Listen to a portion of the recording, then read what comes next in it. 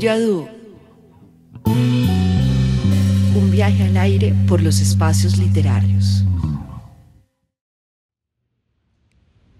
Empezamos. Podemos empezar. Entonces, muy buenas tardes. Muchísimas gracias por asistir, muchísimas gracias por haber venido.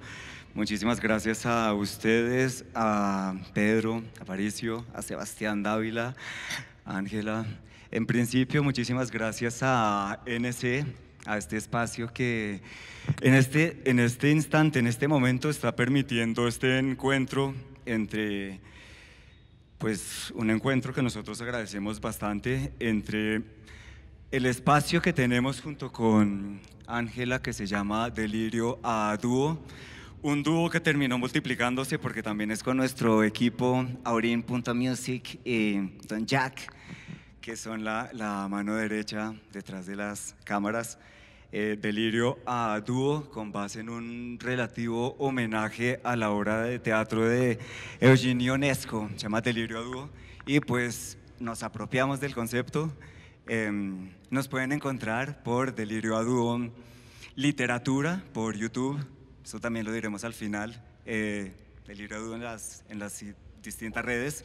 En su momento le daremos la palabra al propio artista para que nos diga dónde encontrarlo por sus redes.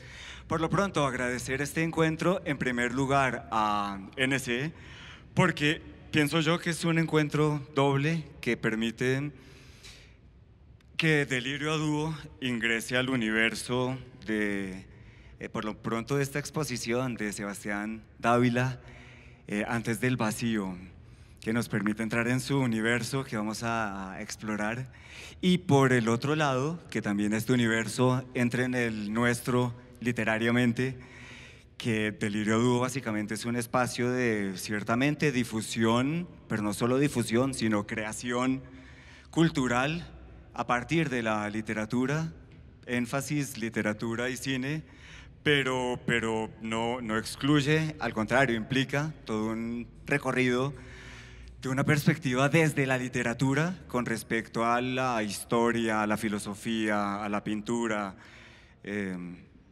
Lo verán en nuestras redes si nos siguen, a la escultura, a la arquitectura, a las distintas artes. Y en ese sentido, aprovechando este encuentro, pues en primer lugar, después de los consabidos agradecimientos, se trata de un conversatorio bastante espontáneo, y espero que hayan visto la exposición de Sebastián. No estoy tan seguro que tan cercano pueda estar nuestra audiencia del marco conceptual que de manera muy juiciosa hizo Sebastián Dávila con base en su creación, y también el texto curatorial de Pedro Aparicio. Pero en principio hay una consigna de la cual quiero partir, que es de Pedro, donde dice que básicamente estamos en un espacio-tiempo donde no caben las preexistencias. Entonces, si no hay cabida para las preexistencias, quiere decir que no vamos a dar nada por sentado, no vamos a dar nada por obvio, y entonces me permito los derechos a las inquietudes que disparen un conversatorio ameno a partir de una obra que habla de fragmentos, de rupturas, de simultaneidades, en el ámbito de las fragmentaciones, para esclarecernos tanto a nosotros como a quienes no estén familiarizados con el marco conceptual que hiciste, frente a qué vacío y frente a qué antes estaríamos hablando. ¿Aló? ¿Esto sí suena? Ok. Bueno, antes que nada, muchas gracias por venir. Sí, a ver, cuando yo recibí la invitación, la muy emocionante invitación a hacer una exposición aquí en NC Arte, yo llevaba unos años investigando y explorando el tiempo en mi trabajo.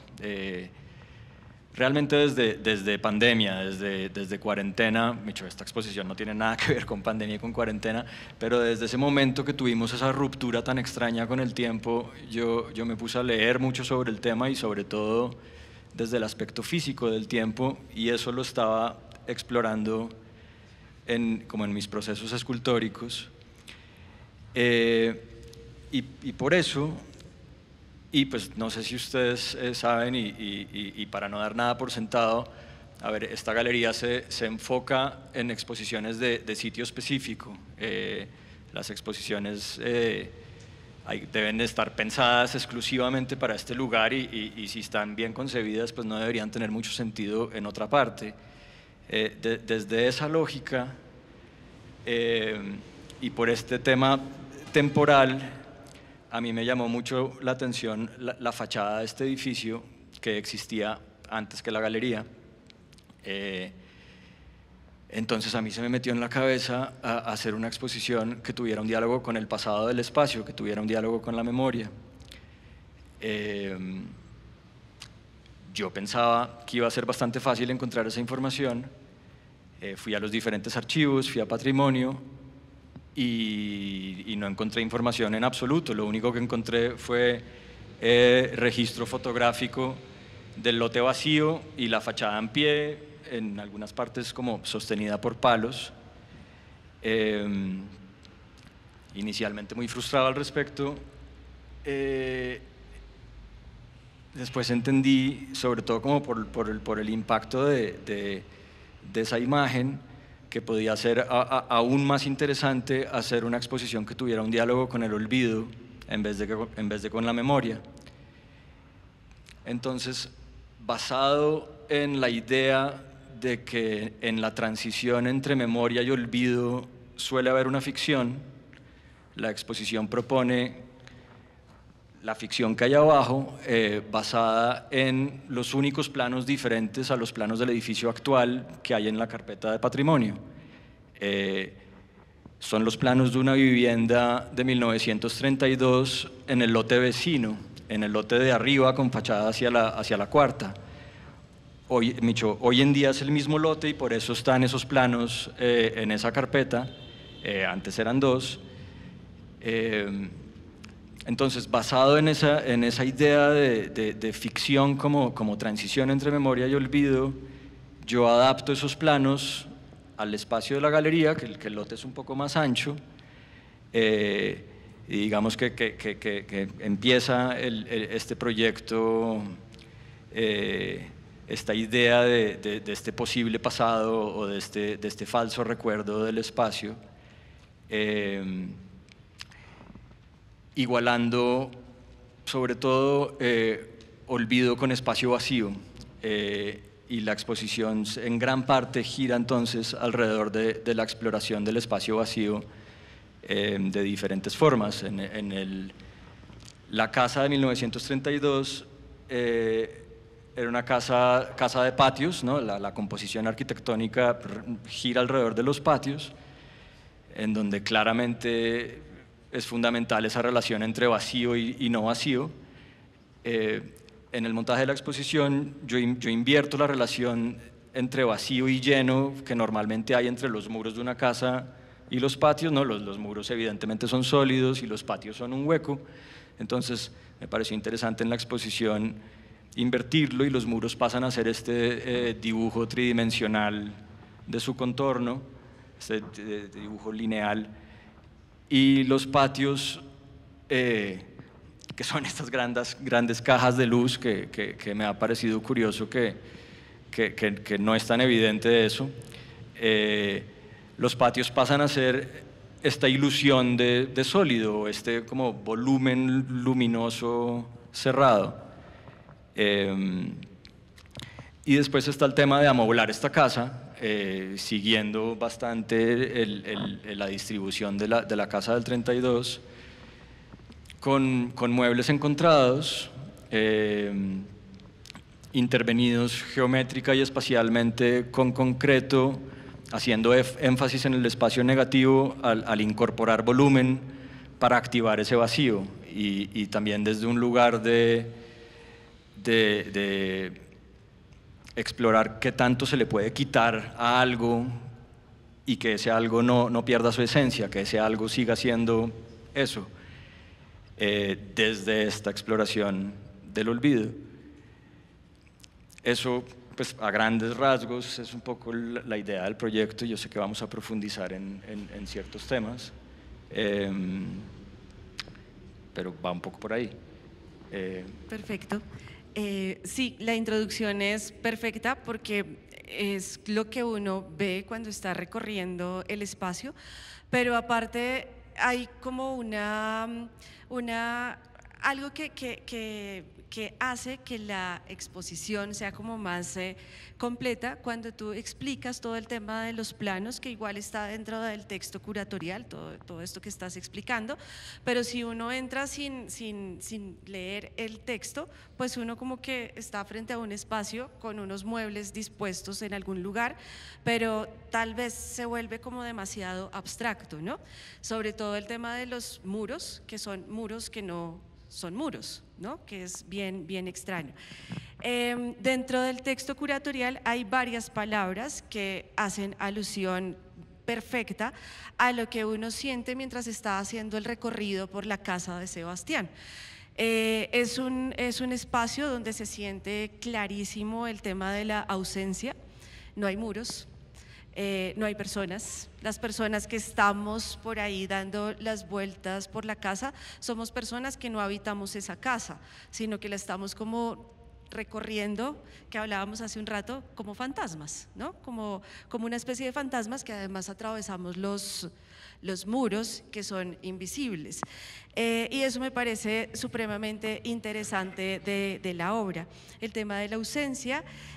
Hay otra palabra que está dentro del texto, que es el desvanecimiento, y el desvanecimiento que está ligado directamente con el tiempo, ¿no? Todo se va desvaneciendo, todo se acaba, pero se acaba es porque hay algo que transcurre que se llama tiempo, y que ocurre dentro de un espacio, y son las cosas las que nos dan como ese indicio de aquello que se está desvaneciendo, se está terminando, se está destruyendo, se está acabando.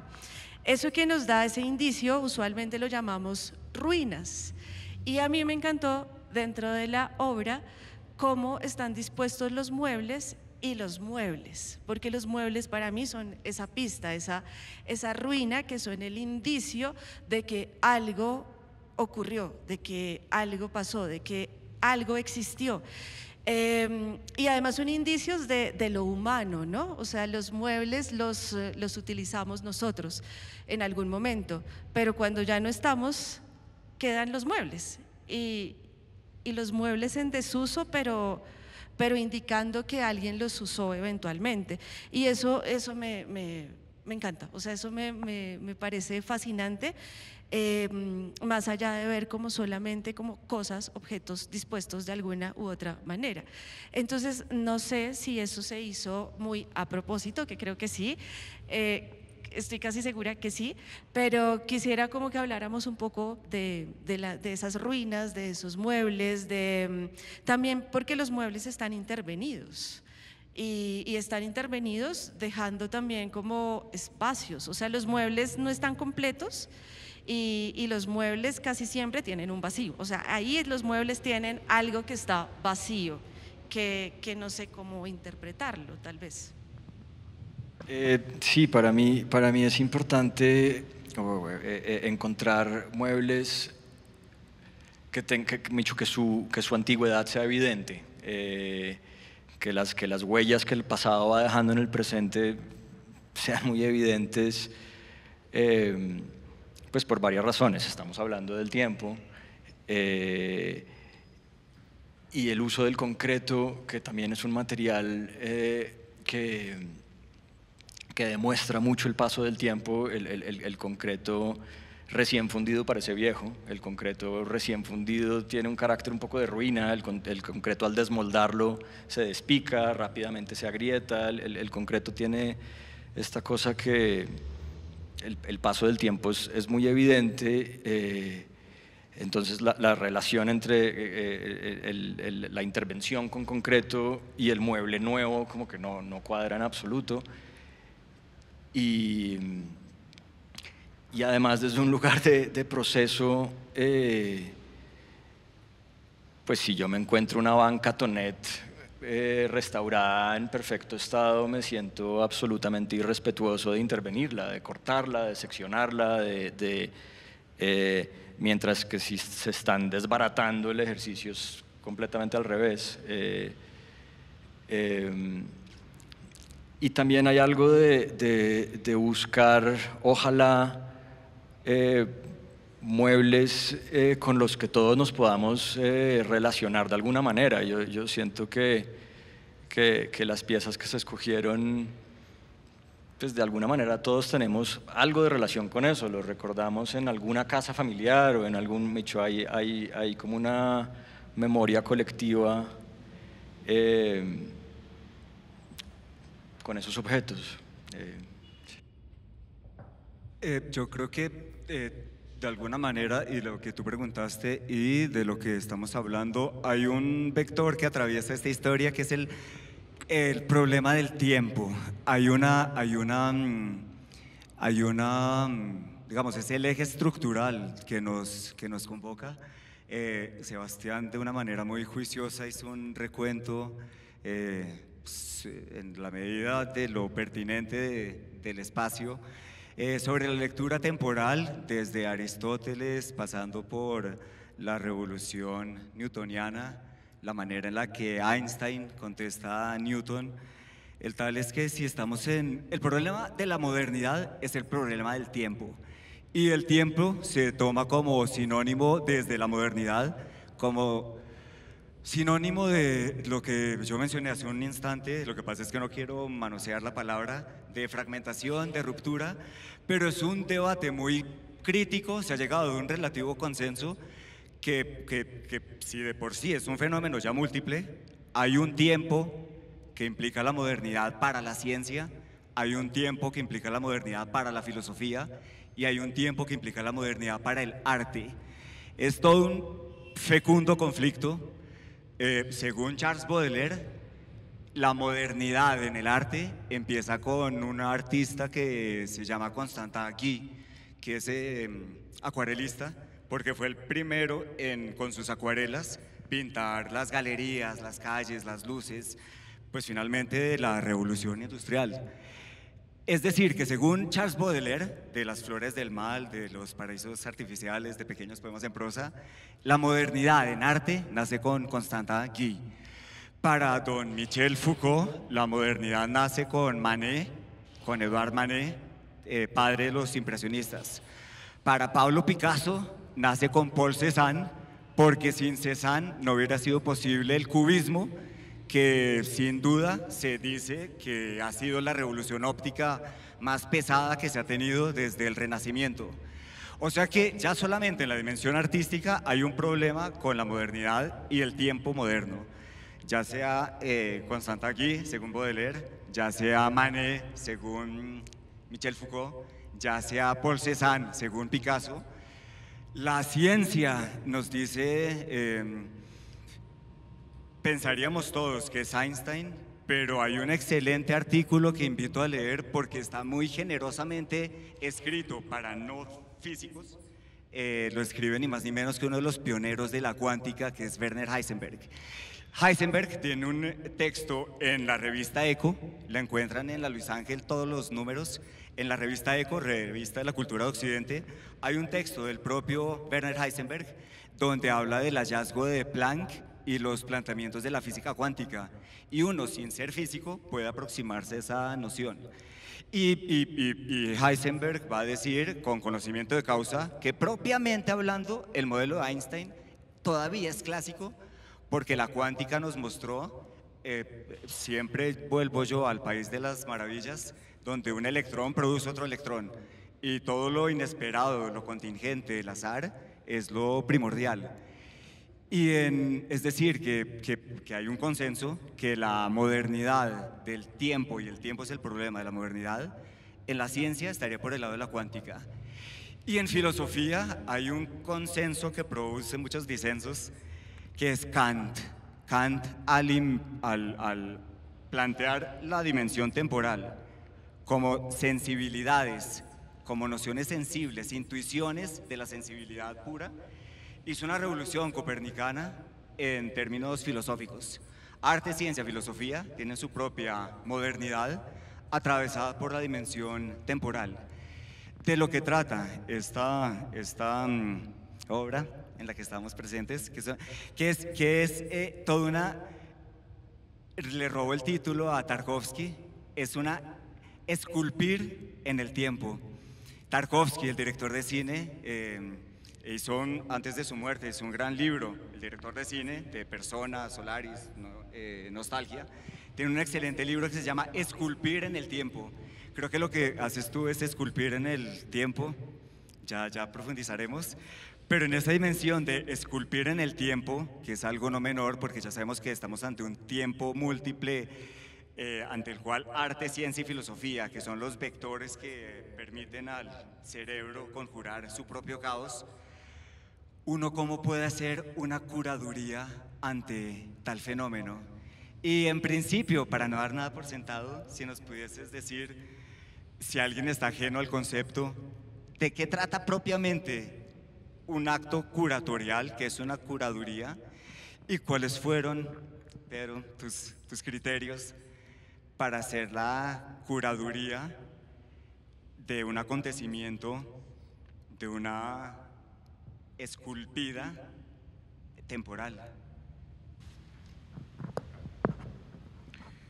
Bueno, gracias Pablo, Ángela, Sebastián, todos los presentes, hola. Es una gran pregunta que también me hice. Yo soy arquitecto y ejerzo la arquitectura. Yo trabajo con, pues hago edificios, casas, proyectos, en general. Me relaciono mucho con artistas, les ayudo a conformar las planimetrías para proyectos de gran formato, en museos, en galerías y demás. Y cuando iniciamos la conversación con Tamara y Sebastián, pues fue muy emocionante porque me convocaron a ejercer el acto curatorial. Y es la primera curaduría que hago, no sabía muy bien de qué trataba eso. Investigando un poco por ahí, preguntándole a colegas, al mismo Sebastián, a Tamara, la conclusión es como, pues nada, eres como un interlocutor, ¿no? Es como un medio, es como un, no sé, conducto para rebotar ideas. Y entonces pues lo que empecé a hacer fue a conversar con Sebastián, a visitarlo en el taller, entender un poco desde dónde viene su pensamiento y cómo eso empezaba a tomar forma en un lugar de arte, sitio específico como en ese arte que tiene unas condicionantes espaciales, ¿no?, muy precisas, una parrilla técnica de iluminación, ¿no?, maneras de hacer montajes y demás. Entonces, digamos que lo primero que empiezo como a comprender de la dimensión curatorial es que es como una línea que acompaña al artista como a entender un poco qué es lo que está sucediendo y de alguna manera hacer una interpretación que le sirva a la audiencia o a los públicos para interpretar de distintas maneras lo que está aconteciendo. Como yo vengo desde la arquitectura y trabajo activamente en patrimonio, haciendo intervención en bienes de interés cultural, en la Candelaria, por ejemplo, empecé a encontrar unas similitudes con Sebastián que me parecieron muy emocionantes, que es que si bien la intervención en patrimonio es demorada, la arquitectura es lenta, ¿no?, hay una cantidad de regulaciones que nos invitan a mediar o a moderar con paneles de expertos en las dependencias institucionales del Instituto de Patrimonio y Cultura y demás, para tratar de reconstruir lo que fue algo y darle alguna precisión. Entonces, hay una cantidad de medios que uno tiene que ir a presentar en el Instituto de Patrimonio y Cultura para que le aprueben una licencia de construcción de un bien de interés cultural. Y eso está mediado por imágenes satelitales, por investigaciones en archivo, por investigaciones en tipologías. Y cuando empecé a entender un poco hacia dónde llegaba Sebastián con esto, me pareció que había una como arquitectura negativa, ¿no?, en el sentido en el que no eran necesariamente las aproximaciones que nos invita o nos regula la disciplina de la arquitectura para intervenir el patrimonio o la memoria construida, y que Sebastián de alguna manera estaba creando como sus propias métricas, lo cual me llamó muchísimo la atención, porque si si nos metemos, digamos, en el marco conceptual de Sebastián, que hace todo este panorama de los debates sobre el tiempo, a mí me gustaba también decirle a Sebastián que lo que estaba haciendo era como posicionándose él también dentro de ese debate, y donde tal vez, ¿no?, los físicos o los filósofos o desde las psicologías, desde las distintas orillas, hay unas maneras de mirar el tiempo. Me parecía que lo que estaba haciendo Sebastián era que lo estaba poniendo de una manera más accesible la discusión sobre el tiempo, sin la necesidad de tener que entrar a leer un texto complejo o algo así, sino que el arte mismo, recorrer este lugar, recorrer este espacio, recorrer la exposición, permitía empezar a preguntarnos sobre el tiempo, ¿no? Estos muebles, ¿por qué están acá? Este lugar, ¿por qué está conformado de esta forma?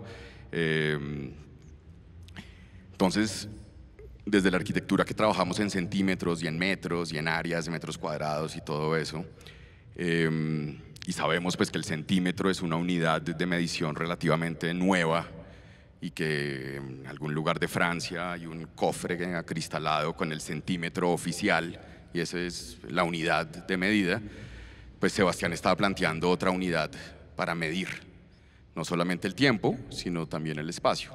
Y creo que ahí empiezan a haber como unas relaciones que me parece que son provocativas.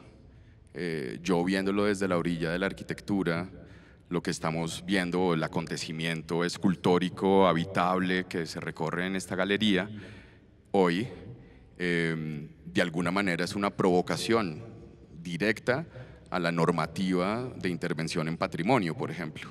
Mientras que desde la arquitectura tenemos que ser de igual manera ficciones, con unas métricas muy específicas para que se aprueben licencias, acá se toma, Sebastián, la libertad de permitir como una restauración de algo que pudo haber sido o fue o no se sabe qué es, pero lo que sí hace es que congrega, ¿no?, de alguna manera desde la domesticidad de los objetos intervenidos, un sofá, un comedor, ¿no?, una plancha, un perchero, un camino para que otras personas activen imaginaciones en torno a sus propias memorias o sus propios recuerdos. Y creo que ahí hay algo muy potente e igualmente preciso, porque la escultura ha sido siempre también un dispositivo mnemotécnico, ha sido una manera de materializar el tiempo, ¿no?, de dejar vestigios, recuerdos. Entonces creo que ahí hay algo también como muy astuto también en la manera en la que está, y ahí hay muchas capas, ¿no?, porque es una pieza escultórica que utiliza los mismos materiales de la construcción, ¿no?, las varillas, el concreto, todo, para generar pues, una arquitectura, una escultura habitable que nos plantea, pues, yo creo que un debate sobre cómo nos situamos en el tiempo y en el espacio, ¿no?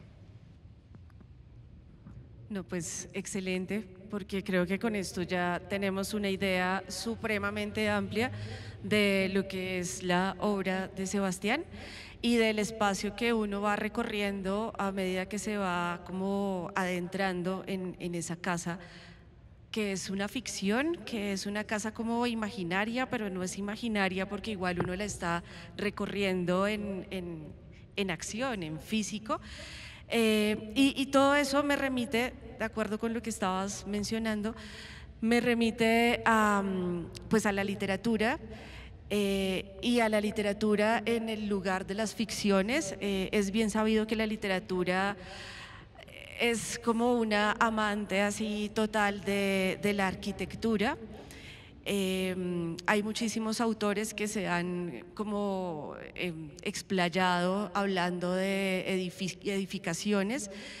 También es bien sabido que la primera forma de la literatura se hizo en la arquitectura cuando se empezó a escribir en los muros. Entonces hay una relación fuertísima. La casa es uno de los tópicos que en la literatura siempre, siempre, siempre están. Y la casa no como una estructura solamente, digamos, material, sino la casa como una estructura simbólica que hace parte, digamos, de ese como imaginario colectivo. Todos cuando éramos pequeñitos en algún momento jugamos a la casa y todos armábamos casas y hacíamos casas debajo de la mesa o debajo de lo que encontráramos en la casa y armábamos casas. Creo que el artista sigue jugando a eso y creo que el arquitecto aún más, ¿sí? Como que ese es el juego favorito del arquitecto, pero es un juego. Y es un juego en el que todos estamos en juego. Eso me fascinó de la exposición, en tanto que entramos a una casa que no es nuestra casa, pero yo me sentí como cuando jugaba a la casa cuando era pequeñita, que uno juega a armar una casa, que además uno la arma con cosas que a veces están así como que no están tan bien estructuradas, pero uno les va dando una forma en ese juego, y dentro de la cabeza del niño esa casa tiene su funcionalidad y tiene sus lugares, y uno no quiere que le destruyan esa casita cuando llegan los papás a decir que ya recoja el desorden. Creo que eso es la función, digamos, de un artista de algún modo, como el tema de seguir jugando, pero es un juego claramente serio, y a mí me llama mucho la atención en ese sentido algo de lo que estuvimos hablando, que es el tema del negativo, de los patios que se vuelven también como un lugar donde no está la ausencia, sino justamente donde está el espacio ocupado. Y el espacio vacío es el que recorremos, que es como si fuera una casa invertida, y creo que juegas con el adentro y el afuera de una manera, me parece como muy, muy bien planteada en términos de inversión. Entonces quisiera de pronto si podemos hablar sobre esa provocación con ese espacio. Primero que todo, sí, yo creo que en el arte tiende a haber mucho juego, y claro, en esto claramente hay algo de juego, sin que eso sea necesariamente infantil. Y claro, Micho, yo estudié arquitectura un montón de tiempo y lo dejé y me dediqué al arte, pero la arquitectura ha atravesado mi trabajo por completo desde que hacía fotografía, y de hecho también el trabajo con el espacio vacío, con el espacio negativo, siempre ha sido algo que me ha interesado intentar cómo controlar, cómo definir los límites del vacío. Ha estado presente desde que hacía fotografía de calle, y aquí particularmente no solamente como por el ejercicio de invertir esa relación entre los muros y los patios, sino que cuando yo pensaba en cómo intervenir este espacio, que aquí se han hecho unas exposiciones increíbles y han transformado el espacio de formas asombrosas,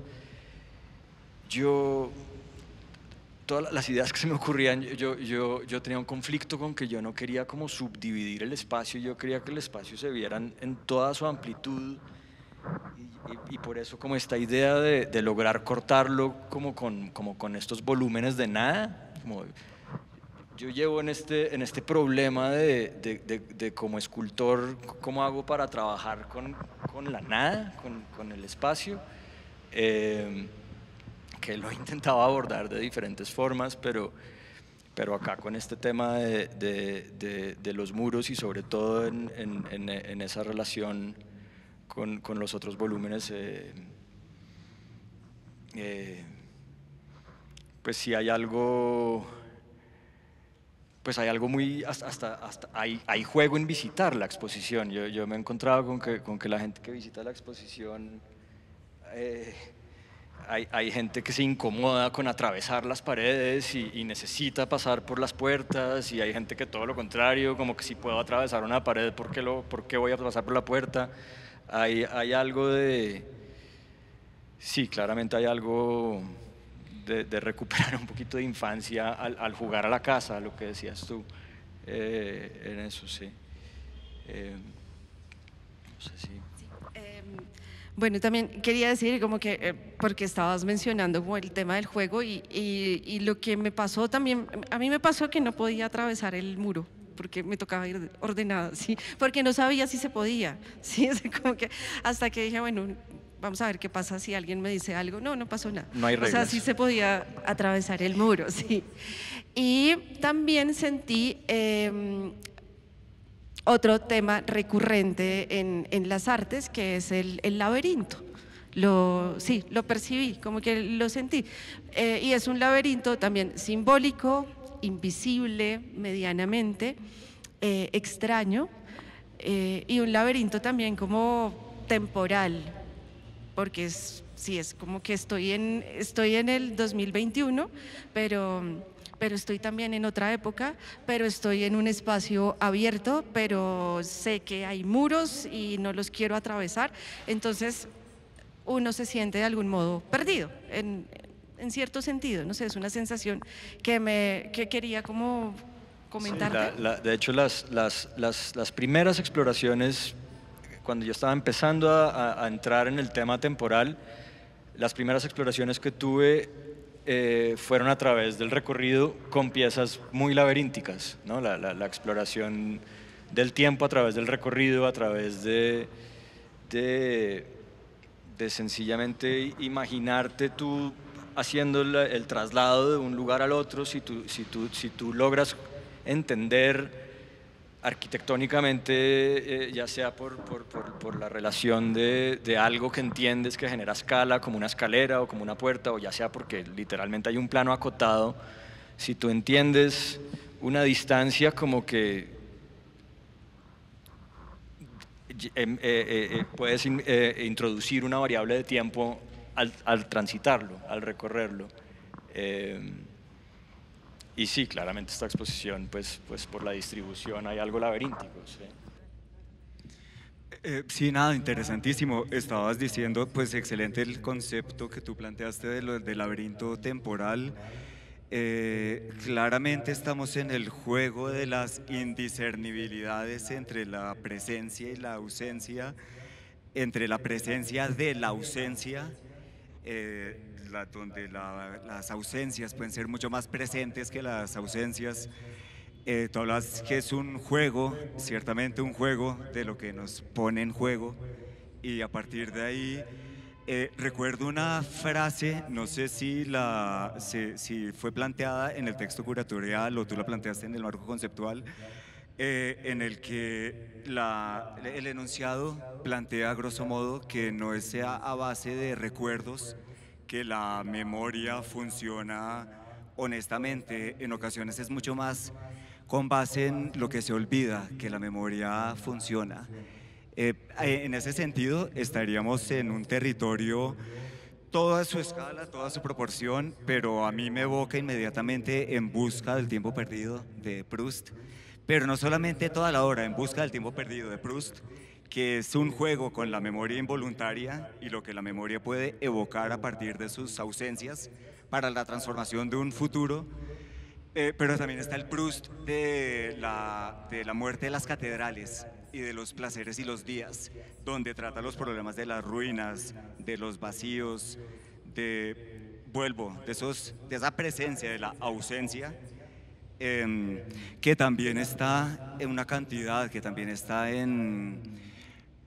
pues sobra decirlo, que también está en Borges, todo el laberinto temporal, estamos en territorio borgiano, quien a su vez hizo así como de alguna manera ustedes están haciendo una apuesta por el fecundo olvido y por la fecunda ausencia, en las ruinas circulares o los inmortales, el Aleph, Funes el Memorioso, es no una oda, pero sí una apuesta por el olvido, mucho más que por la memoria. decías que estamos en un falso recuerdo, estamos en una ficción. Quisiera saber, por inquietud, si hay referentes, ya sea involuntarios, y sobre todo si son involuntarios, ya que literal, a veces los pensamientos más fecundos no obran a punta de recuerdos conscientes. Si hay alguna dimensión literaria, pictórica, cinematográfica, que de alguna manera ambos, te pregunto Pedro, te pregunto Sebastián, hayan sentido cercana, próxima, para dar un sentido a lo que ustedes hicieron. Pues como referentes, ahorita entro ahí, pero es que hablaste de Funes el Memorioso y sí, este personaje que recuerda todo y su desesperación porque el perro de las 8:40 de frente tenga el mismo nombre que el perro de las 8:45 de perfil, es una cosa muy bonita. Otras que se me vienen a la cabeza que trabajan el tiempo, Michael Ende, el escritor de La Historia Sin Fin, que de hecho el villano en La Historia Sin Fin es la nada, que a mí eso desde chiquito me parecía fascinante, y tiene otro libro que se llama Momo, en donde es como la batalla de una niña chiquita contra los hombres grises del banco del tiempo que se roban el tiempo de la gente, metiéndoles en la cabeza que cualquier cosa que no sea productiva es perder el tiempo, que es súper bonito. O La peste del insomnio en 100 años de soledad, ¿no? Que José Arcadio Buendía incluso arma una máquina del tiempo.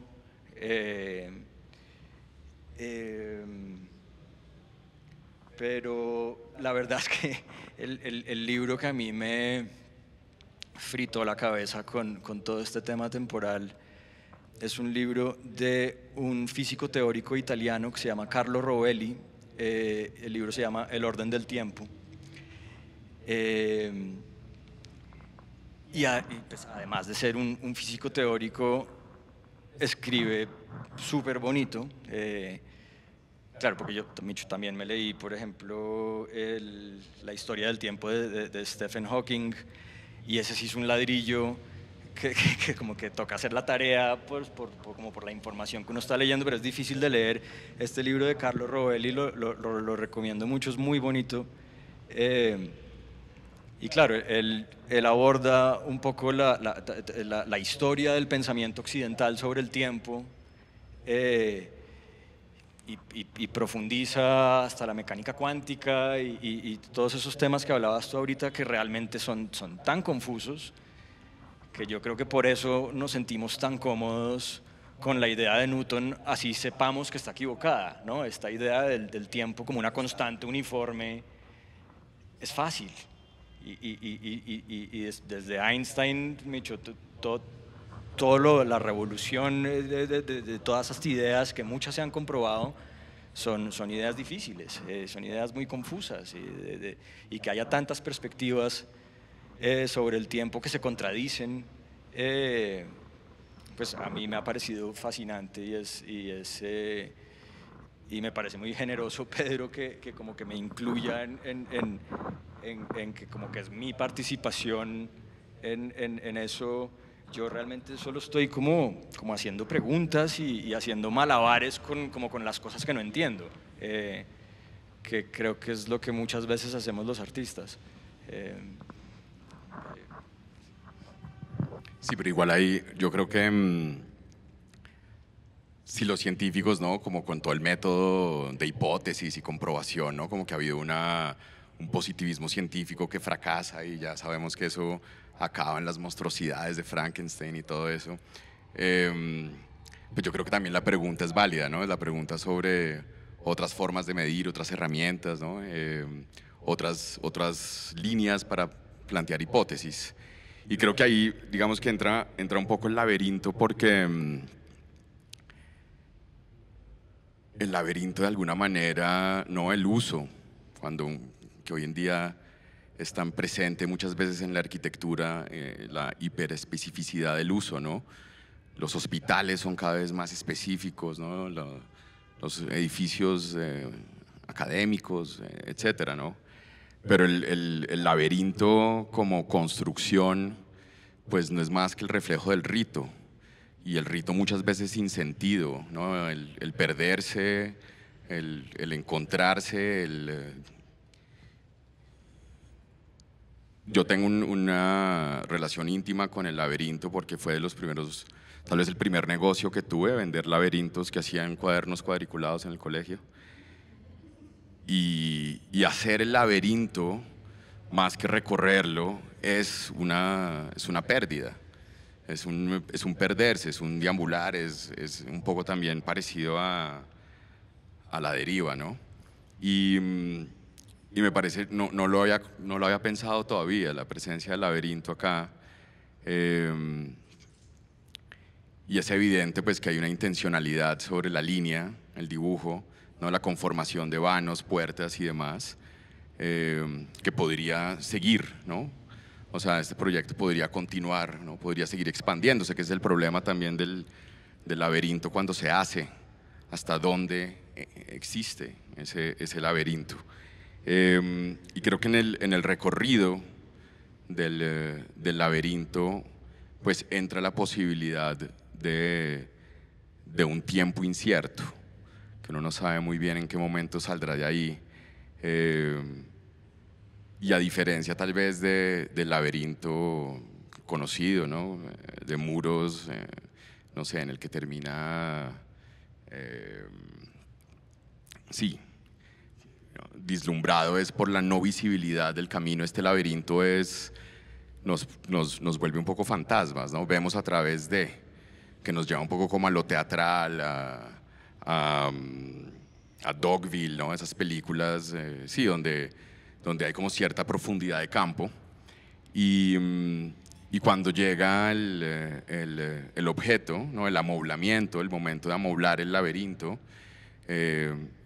entramos como en un terreno cotidiano, que es también algo que me parece que, por eso a mí me parece interesante llamar esto como una métrica paralela del tiempo, porque no es distante a muchos de los ejercicios que suceden en física o demás, que son experimentos en el vacío, con átomos, moléculas, ¿no? La cuántica pues es difícil de entenderla porque sucede a una capacidad, en una dimensión que muchas veces no logramos entender, que es una relación de un átomo y otro. Pero acá pues hay unas relaciones entre algo cotidiano, objetos del día a día, que también un poco referencia, no sé, vestigios, ahorita hablábamos de la ruina, pero por ejemplo Pompeya tiene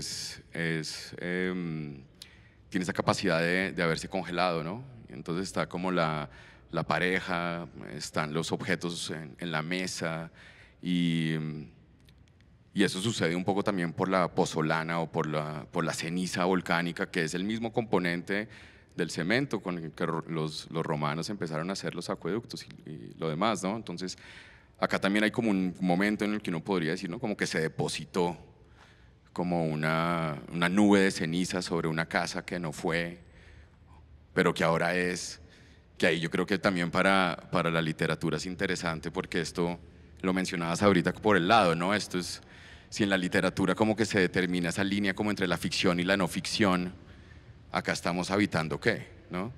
Esto es ficción, de acuerdo un poco a lo que hemos hablado con Sebastián, en ese tránsito entre memoria y olvido está la posibilidad de la ficción, pero pues estamos acá en una no ficción.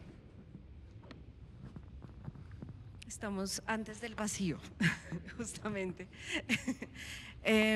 Estabas mencionando, bueno, Dogville, aquí lo tenía anotado porque, o sea, sí, cuando apenas como que entré en la exposición, en la casa, de una fue como Dogville, así la película se me vino a la cabeza. Y, ¿cómo? De Lars von Trier, sí, claro. Y por otro lado,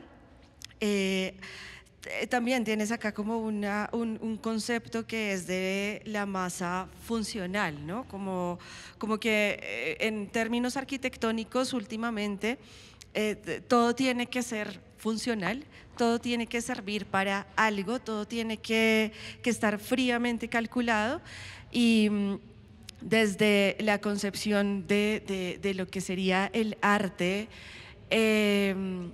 bueno, desde una concepción muy también como de la modernidad, el arte no tendría por qué servir para nada, porque cuando se vuelve funcional es cuando como que se pierde su lugar de obra de arte.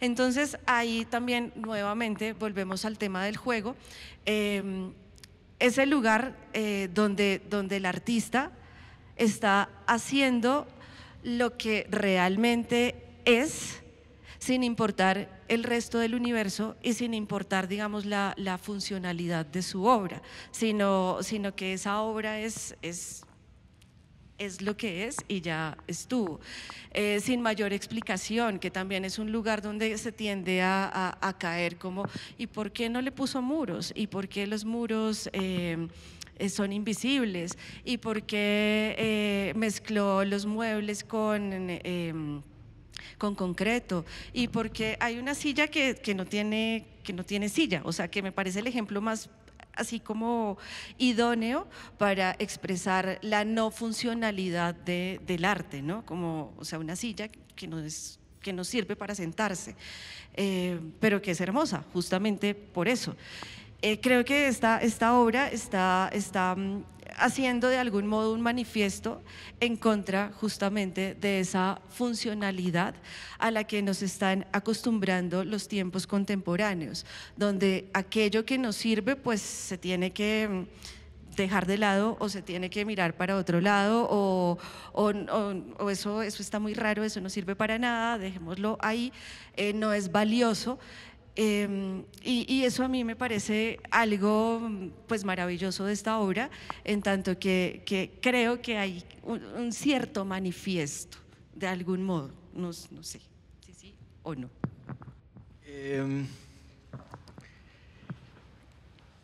Pues de entrada yo creo que el arte funcional es diseño,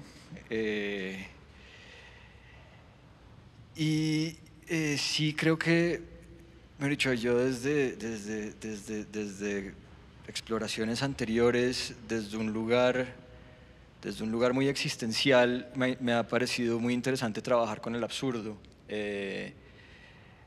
Me parece supremamente poético la escalera inútil, ¿no? La escalera que no va a ninguna parte, la puerta que no te lleva a ninguna parte.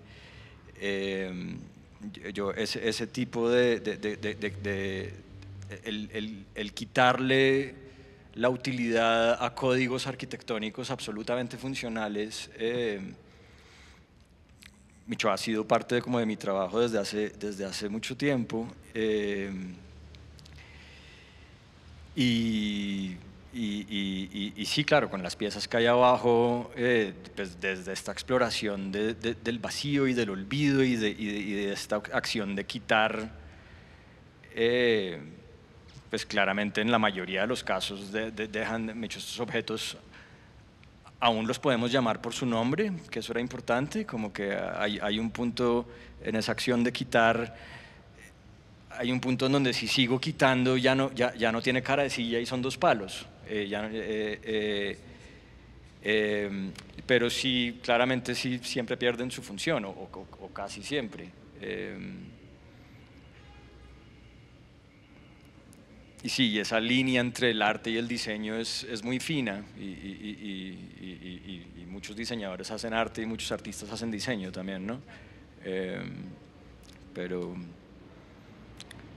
Pero sí, el absurdo es importante en estas exploraciones. Sí. No sé si Pedro quieras añadir algo. No, pues yo creo que el debate de la función, por lo menos en la arquitectura, pues todo lo que fue el siglo XX, forma, función, forma, qué precede a quién, y que el posmodernismo en la arquitectura eventualmente dijo, no, pues eso no sirve para nada, no va por ahí.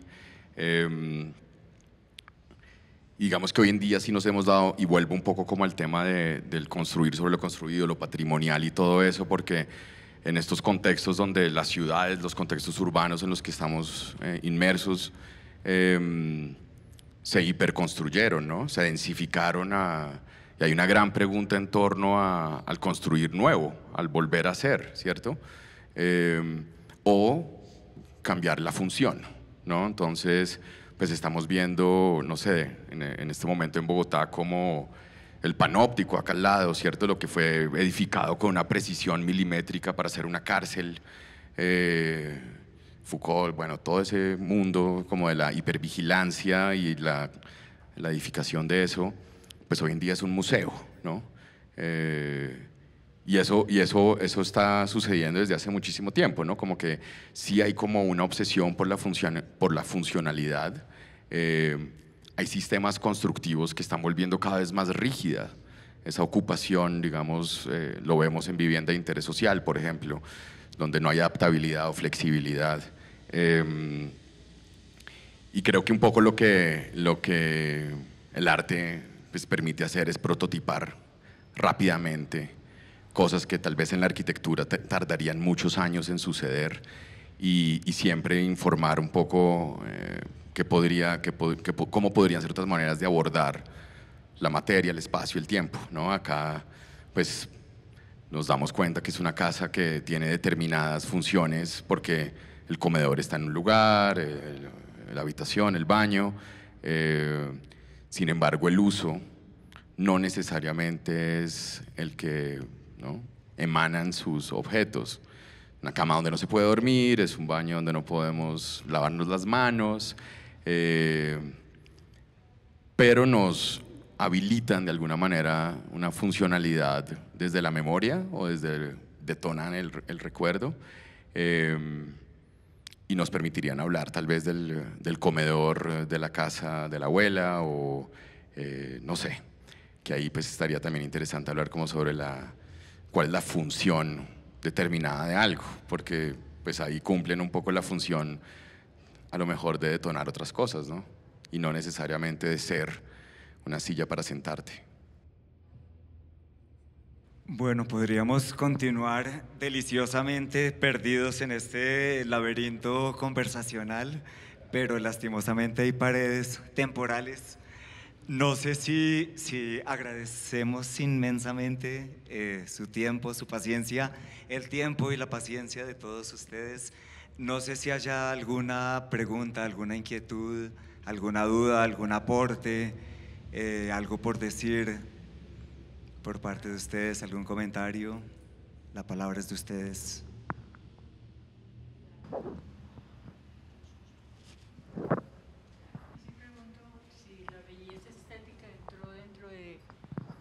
De tu creación.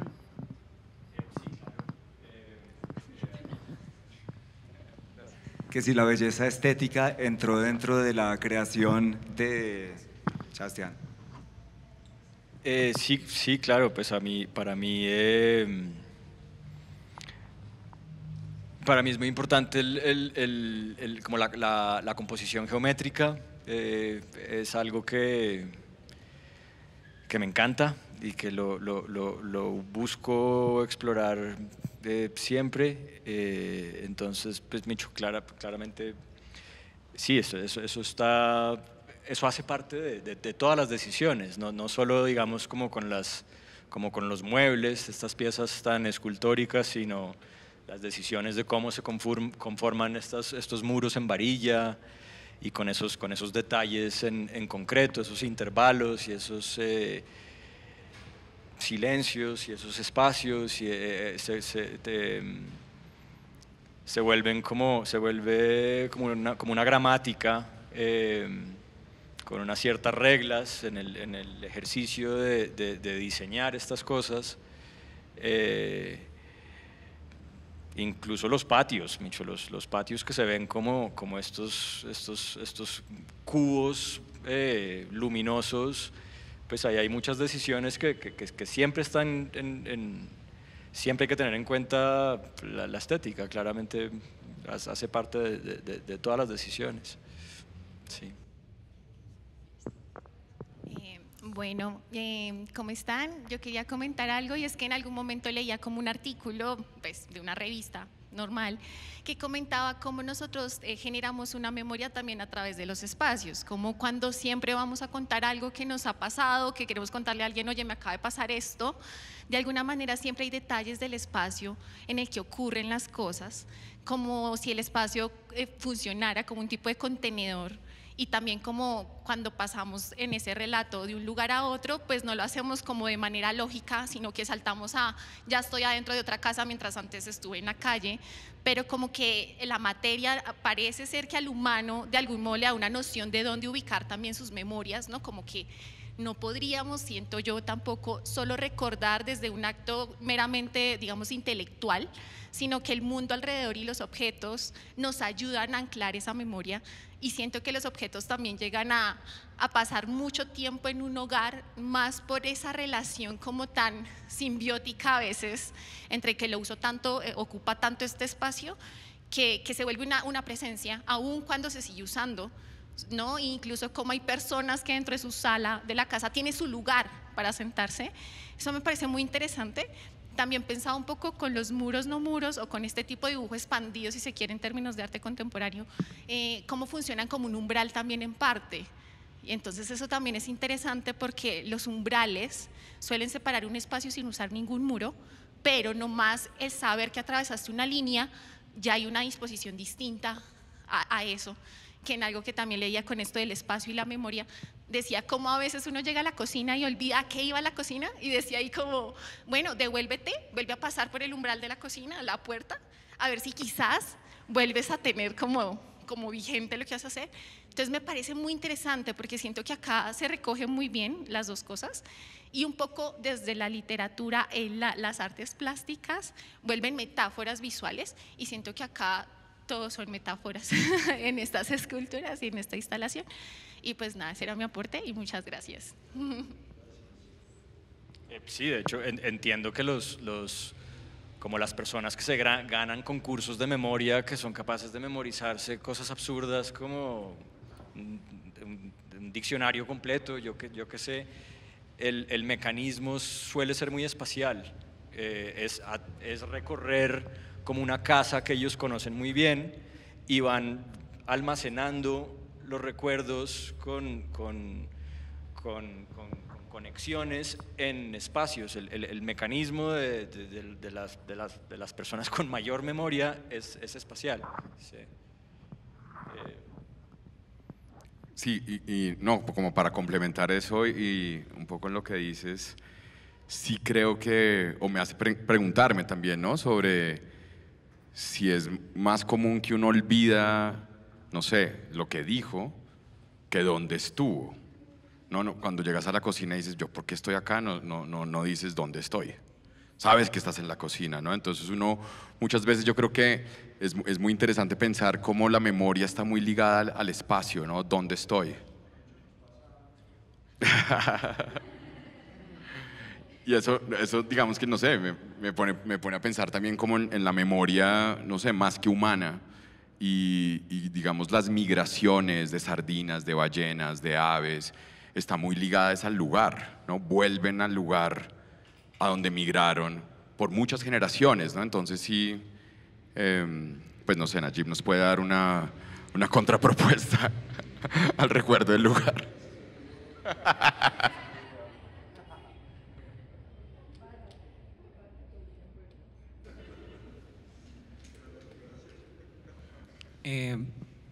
Bueno, escuché algo divertidísimo sobre como lo que viste en el público, los asistentes a las obras, como que cómo atravesaban los espacios. Quisiera quedarme como con esas, o de pronto otro hecho, otra cosa que hayas visto interesante o divertida de tu relación también con el público y el espacio. Curiosamente, muchas personas han mencionado que como por como la profundidad de tanta varilla, de tanta línea, muchas personas me han mencionado que sienten que hay un espejo en alguna parte y hay una confusión de pensar que hay un espejo y de repente entender que no hay ningún reflejo. Eso me ha parecido curioso. No sé qué más. Las interpretaciones de las personas a cada pieza que es curioso como sí, evidentemente es una casa y algunos espacios están muy definidos como claramente la sala es la sala, el comedor es el comedor, hay una cocina, pero pues no hay que ponerle nombre a todo y sí siento que muchas personas entran en ese ejercicio de ponerle nombre a todo y llegan a la silla Tonet, que es este círculo en el medio del cuadrado de concreto volado. Y yo esto nunca lo pensé antes, pero mucha gente ha llegado y dice, este es el baño. Válido, pero me ha parecido curioso esa reacción. No sé si usted tiene alguna reacción de la gente a la exposición. No sé si...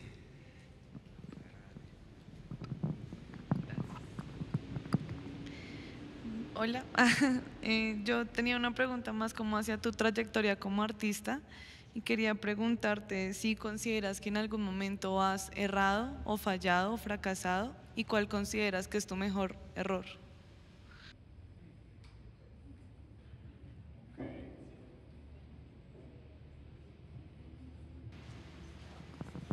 Está buena esa pregunta.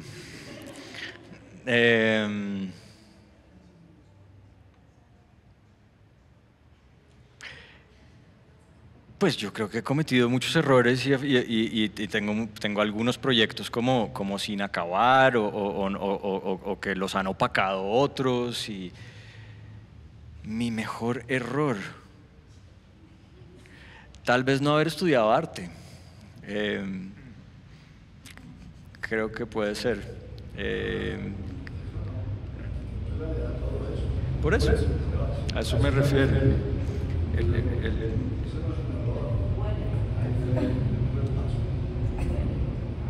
Creo que puede ser. Gracias a transformación que uno hace, lo que usted está en un papel, lo estamos viviendo. Esa es la belleza de la arquitectura. De acuerdo. De acuerdo.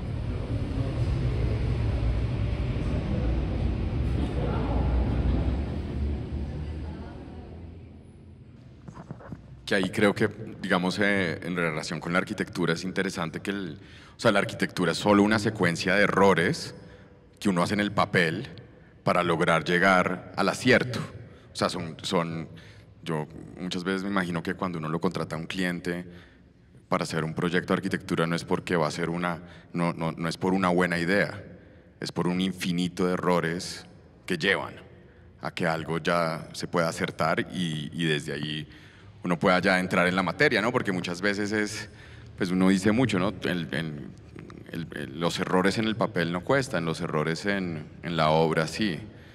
Creo que también acá en la precisión de esta exposición hubo demasiada planificación para que no hubiera errores.